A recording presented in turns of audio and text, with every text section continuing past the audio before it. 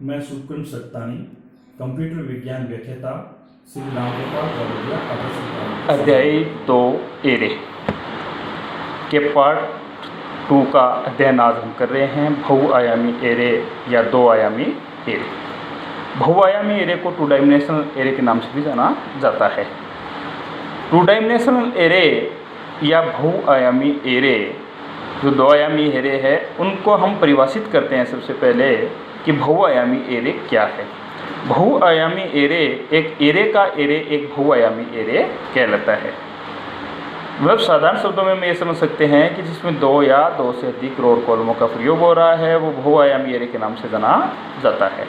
बहुआयामी एरे या दो आयामी एरे की जो घोषणा है वो डिक्लेरेशन है वो निम्नलिखित प्रकार से किया जाता है। जैसे डाटा टाइप, वेरिएबल का नाम, साइज़ 1, साइज़ 2, साइज़ n। इसका मतलब है कि हम जितनी साइज़ उसमें लेना चाहिए उतनी साइज़ हम इसमें ले सकते हैं। बहुआयामी एरे का जो सरलतम रूप है वही दो आयामी एरे कहलाता है। जैसे हम एक एग्जांपल पढ़ते हैं, उदाहरण लेते हैं। जैसे डाटा टाइप का नाम हमने इंट लिया है और वेरिएबल का नाम जो एरे का नाम है वो a लिया है और इसमें हमने साइज़ 3 और 4 दी है। यहाँ 3 का मतलब रो है, 3 रो है और 4 का मतलब कॉलम है, 4 कॉलम है। तो इसमें टोटल जो एलिमेंट्स होंगे, जो तत्व होंगे वो कितने होंगे? 12 होंगे। एक टेबल रूप में हम यदि इसकी संरचना को देखते हैं तो हमारे पास में टोटल एलिमेंट कितने होंगे? इसके अंदर 12 होंगे। आगे हम अध्ययन करने जा रहे हैं बहुआयामी या दो आयामी एरे का प्रारंभ कैसे करते हैं। तो एकल या एक आयामी एरे की तरह बहुआयामी एरे का भी प्रारंभ किया जाता है। वो दो प्रकार से किया जाता है। सबसे पहला होता है कंपाइल टाइम और उसके बाद होता है रन टाइम। सबसे पहले हम पढ़ते हैं कि कंपाइल टाइम प्रारंभ किस प्रकार से किया जाता है। जैसे हमने एक आयामी एरे का जो डिक्लेरेशन किया था, प्रारंभ किया था, उसी प्रकार से हम लोग दो आयामी एरे का हम लोग प्रारंभ करते हैं। जैसे हमने डाटा टाइप लिया, एरे का नाम लिया, रो और कॉलम और हमने इक्वल में लिस्ट ऑफ वैल्यूज़, हमने उसकी वैल्यू है वो दी है। जैसे हम एक उदाहरण में देखते हैं कि इंट हमारा एक डाटा टाइप है, एक एरे का नाम है और जिसकी साइज़ हमने कितनी ली है, इसमें 2 रो और 2 कॉलम हमने इसमें लिए हैं। तो टोटल एलिमेंट्स की संख्या कितनी होगी? इसके अंदर 4 होगी और 4 वैल्यू हमें जो दिख रही है वो 4 कोई भी वैल्यू हम इसके अंदर ले सकते हैं। जैसे 0 है, 5 है, 4 है, 6 है, जो हम वैल्यू लेना चाहिए उसके अंदर वैल्यू हम दे सकते हैं। अब हम एक इसको टेबल के रूप में समझ रहे हैं कि हम जो प्रयोग कर रहे हैं, सबसे पहले हमने इसमें देखा होगा कॉलम 1 कॉलम 2 लिखा हुआ है। इसी प्रकार रो 1 रो 2 लिखा हुआ है। इंडेक्स नंबर 0 1 से शुरू हमने किया है क्योंकि एरे का जो इंडेक्स नंबर होता है वो कौन सा होता है? 0 से शुरू होता है। और एरे की जो लास्ट वैल्यू होती है वो कौन सी होती है? नल वैल्यू होती है। हमने कैरेक्टर स्ट्रिंग जो आगे पढ़ेंगे, द्विआयामी कैरेक्टर स्ट्रिंग भी पढ़ेंगे, उसके अंदर हम लोग देखेंगे कि उसकी जो लास्ट वैल्यू होती है वो कौन सी होती है? नल होती है, जो बैकस्लैश 0 के द्वारा क्या होती है? प्रदर्शित होती है। अब हमने कॉलम नंबर 1 और रो नंबर 1, इंडेक्स नंबर हम देखिए 0 और 0 हो गया है। उसके अंदर हमने कितनी वैल्यू दे रखी है? 0 दे रखी है। रो नंबर 0 और कॉलम इंडेक्स नंबर 1 के अंदर हमने वैल्यू कितनी दी है? 5। इसी प्रकार रो नंबर 2 के अंदर हमने इंडेक्स नंबर 1 देखा है और कॉलम नंबर 1 के अंदर इंडेक्स नंबर 0 की वैल्यू कितनी होगी? 4 होगी। इसी प्रकार रो नंबर 2 जिसका इंडेक्स मान 1 है और कॉलम नंबर 2 में इंडेक्स मान 1 है, उसकी वैल्यू हमने कितने दे रखी है? 6। जिनका हम देखते हैं आगे किस तरीके से हमने इसका एग्जाम्पल के तौर पर हमने समझा है कि इंट ए के अंदर हमने 2 रो और 2 कॉलम दे रखा ही है और उसके अंदर हमने 0 5 4 6 हमने जो वैल्यू दी है। अब हम लोग इस वैल्यू को देखते हैं कि रो 1 के अंदर इंडेक्स नंबर 0 के अंदर हमने देखा है कॉलम नंबर 1 इंडेक्स नंबर 0 दे रखी है वैल्यू। तो उसके अंदर हमने इंट ए के अंदर 0 रो और 0 कॉलम के अंदर कौन सी वैल्यू दे रखी है? हमने 0 दे रखी है। इसी प्रकार हमने आगे देखा ए में कि रो नंबर 0 कॉलम नंबर 1 के अंदर हमने कितनी वैल्यू दे रखी है? 5। ये मान किसका चल रहा है? इंडेक्स नंबर का मान चल रहा है। इसी प्रकार हमने आगे देखा कि 2 नंबर रो के अंदर इंडेक्स नंबर 1 और कॉलम नंबर 0 के अंदर वैल्यू हमने कितनी दे रखी है? 4। इसी प्रकार हमने देखा आगे कि इंडेक्स नंबर 1 जो रो की है और इंडेक्स नंबर 1 कॉलम की है, उसकी वैल्यू हमने कितनी दे रखी है? 6 दे रखी है। उसी प्रकार हम लोग आगे इसका देखते हैं कि रन टाइम प्रारंभ हम किस प्रकार से करते हैं। तो एक एरे को स्पष्ट रूप से चलाने के लिए रन टाइम प्रारंभ किया जाता है। जो हमने ये चीज़ परिभाषा पहले भी पढ़ी थी एक आयामी एरे के अंदर। दो आयामी एरे में केवल हम लोग क्या करते हैं, लूप स्ट्रक्चर की मदद से आरंभ करते हैं।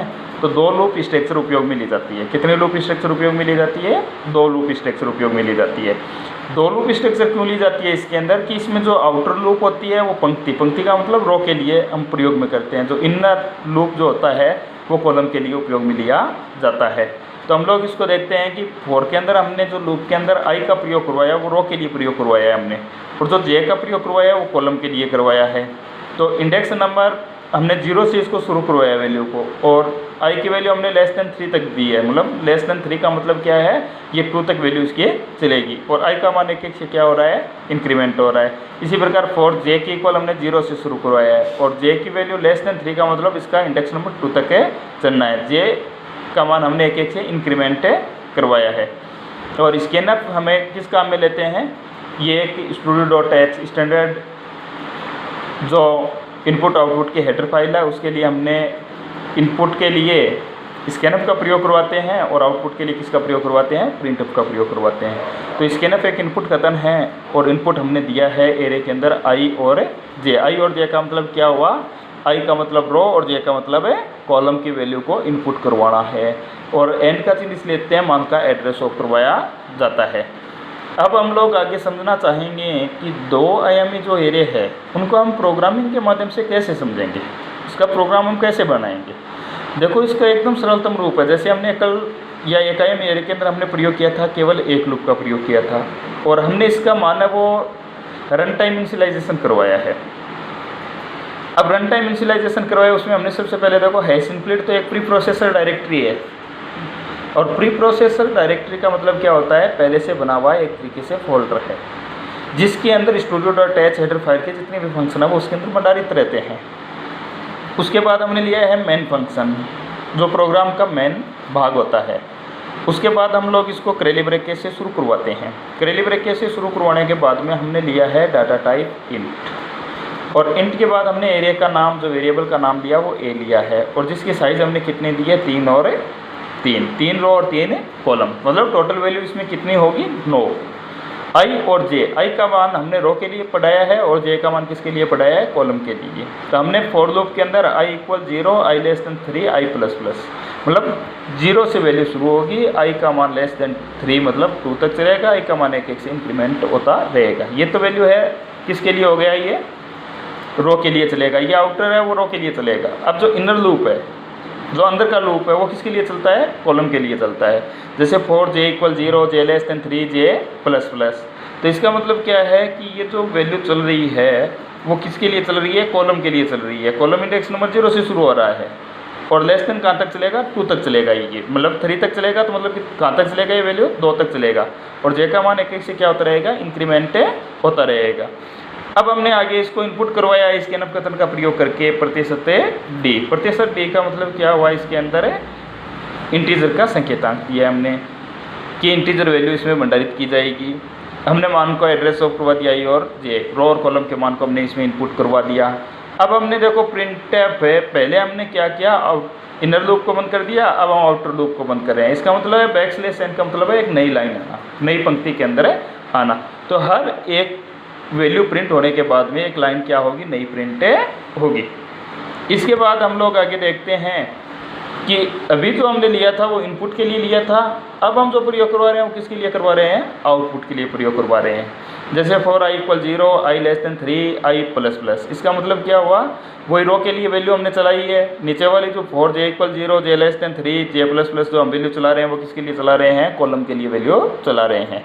अब हम लोग इसके अंदर देख रहे हैं कि प्रिंटर में लिखा एलिमेंट स्टोर एट, क्या हम एलिमेंट तत्व है वो स्टोर करवाना चाह रहे हैं अपने एरे में, आउटपुट के रूप में हम प्रिंट करवाएंगे। तो इसमें हमने देखा होगा %d और %d 2 बार लिखा है, इसका मतलब रो और कॉलम के लिए हमने वैल्यू दी है।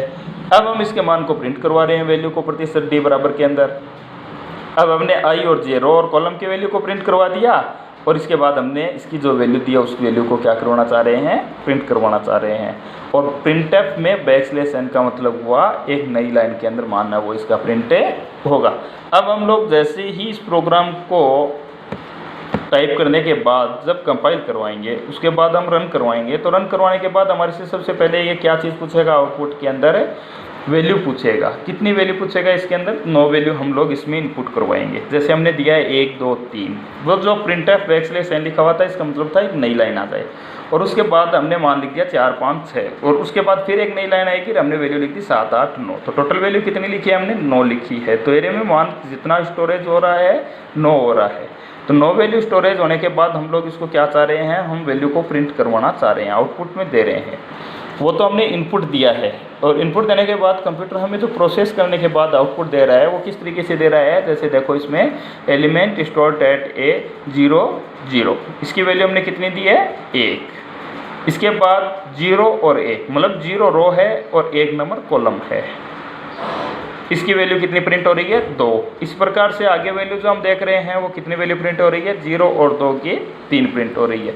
तो इस प्रकार से आगे हम चलते हैं, रो नंबर 1 के अंदर 0 कॉलम की वैल्यू 4 प्रिंट हो रही है। इसी प्रकार से 1 और 1 की वैल्यू 5 प्रिंट हो रही है, 1 और 2 की वैल्यू 6 प्रिंट हो रही है। इसी प्रकार आगे रो नंबर 2 की जो वैल्यू है 0 नंबर इंडेक्स है उसकी वैल्यू कॉलम की 7 प्रिंट हो रही है।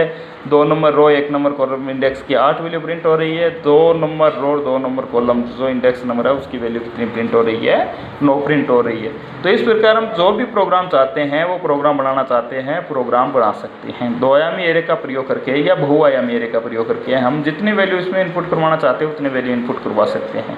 हमने जो एरे की जो वैल्यू दी है वो एक तरीके से क्या है, ऑप्शन है। एक ठीक है, आपकी जो इच्छा हो उसके आधार पर हम वैल्यू इसको देके भंडारित करवा सकते हैं। और वैसे हमारी क्या है कि वैल्यू जो हम देते हैं वो डाटा टाइप के ऊपर निर्भर करती है। अब हम आगे की वीडियो के अंदर एकल या एक आयामी एरे की पते की गणना करना और बहुआयामी एरे के पते की गणना करना वो अगले वीडियो के अंदर हम पढ़ेंगे। धन्यवाद, स्वागत।